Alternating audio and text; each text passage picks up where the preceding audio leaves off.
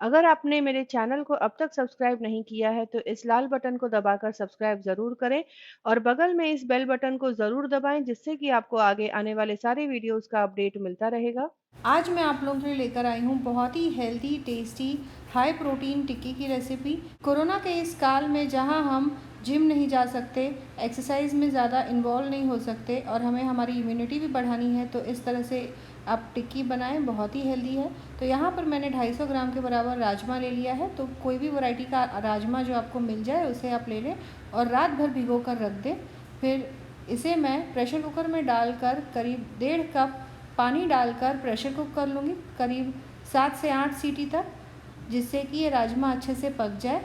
फिर ठंडा जब हो जाए कुकर तो ढक्कन हटाकर राजमा निकाल लें। तो यहाँ पर आप देख सकते हैं राजमा पक गया है अच्छे से, ये देखिए यहाँ पर। अगर आपको लगे कि राजमा हल्का सा कच्चा है तो 1-2 सीटी और पका लें। तो यहाँ पर मैंने राजमा को पानी में से निकाल लिया है।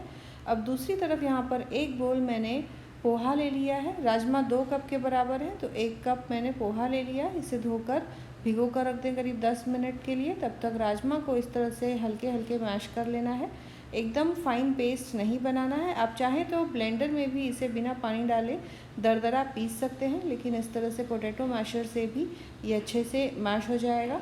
तो यहाँ पर इनको मैश कर लेने के बाद इनको मैं एक मिक्सिंग बोल में डाल दूँगी। तो इस तरह से हल्का चंकी टेक्सचर होगा तो कटलेट में राजमा का जो फ्लेवर है बहुत ही अच्छे से आएगा। अब पोहा को भी यहाँ पर मैंने बोल में डाल दिया है। अब दूसरी तरफ दरदरा पेस्ट बना लेना है। तो ले लिया है मैंने 1 कप के बराबर धनिया पत्ता और आधा कप के बराबर पुदीना पत्ता। 1 इंच अदरक का टुकड़ा छोटे टुकड़ों में काट कर डाल दिया है। और यहाँ पर लहसुन डाल दिए हैं करीब 10 से 12, हरी मिर्च डाल दी है करीब 5 से 6 और इनको इस तरह से दरदरा पीस लें। इनका फाइन पेस्ट नहीं बनाना है, हल्का सा दरदरा पिस जाए। इसके बाद इसे भी मैं मिक्सिंग बोल में डाल दूँगी।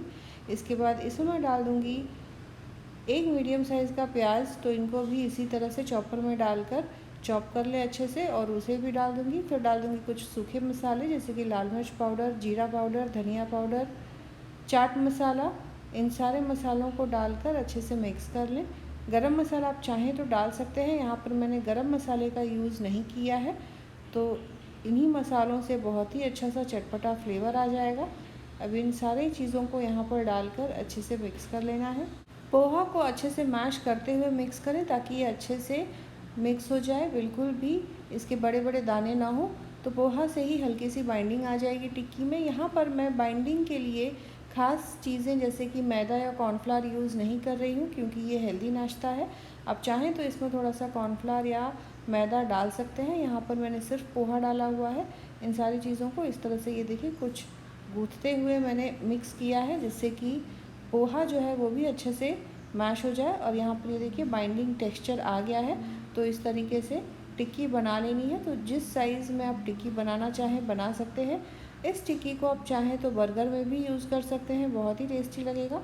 तो यहाँ पर इस तरह से टिक्की को शेप दे लें। तो यहाँ पर मैंने सारी टिक्की तैयार कर ली है, आप देख सकते हैं। अब इनको फ्राई करने से पहले मैं चटनी तैयार कर लूँगी, जिसके लिए 4 से 5 लहसुन की कलियाँ ले ली हैं, 1 इंच अदरक का टुकड़ा, आधा कप के बराबर मैंने पुदीना पत्ता लिया है और 1 कप के बराबर धनिया पत्ता। फिर इसमें मैं डाल दूँगी जीरा, करीब आधा छोटा चम्मच डाल देना है, आधा कप के बराबर दही और डाल दूँगी नमक स्वाद अनुसार। इन सारी चीज़ों को ब्लेंड कर लें। तो यहाँ पर कबाब के साथ सर्व की जाने वाली मिंट चटनी बनके तैयार है। यहाँ पर पानी बिल्कुल न डालें, दही के ही मॉइस्चर से ही चटनी अच्छे से ब्लेंड हो जाएगी। अब यहाँ पर फ्राई करने से पहले टिक्की पर मैं हल्का हल्का चावल का आटा छिड़क दूँगी, जिससे कि फ्राई करने पर ये क्रिस्पी बनेंगे। फ्राई करने के लिए बहुत ज़्यादा तेल का यूज़ मैंने नहीं किया है, बस 1 से 2 टेबलस्पून तेल आप फ्राइंग पैन में डालें और इनको लो से मीडियम आंच पर अच्छा सुनहरा होने तक सेक लेना है। तो यहाँ पर ये देखिए अच्छे से इनको दोनों तरफ से चावल के आटे से कोट कर लिया मैंने। यहाँ पर फ्राइंग पैन में मैंने तेल डाल दिया है और आंच को मीडियम फ्लेम पे कर दें और एक एक टिक्की करके इस फ्राइंग पैन में डालना है। बहुत ज़्यादा टिक्की एक साथ ना डालें, नहीं तो आपको पलटने में इनको तकलीफ़ होगी और फिर ये टूटने लगेंगे। तो यहाँ पर इनको एकदम हल्के हाथों से पलट पलट कर सेक लेना है। दूसरी तरफ से भी मैं ब्रश से हल्का हल्का तेल लगा दूँगी, जिससे कि इसमें मॉइस्चर बना रहे और ये टिक्की अच्छी कुरकुरी बनकर तैयार होगी। इस तरह से लो से मीडियम आंच पर इनको सेकना है। तो ये देखिए बहुत ही हेल्दी हाई प्रोटीन टिक्की बनके तैयार हुई है और बिल्कुल भी नहीं लगेगा कि ये डाइट फूड है।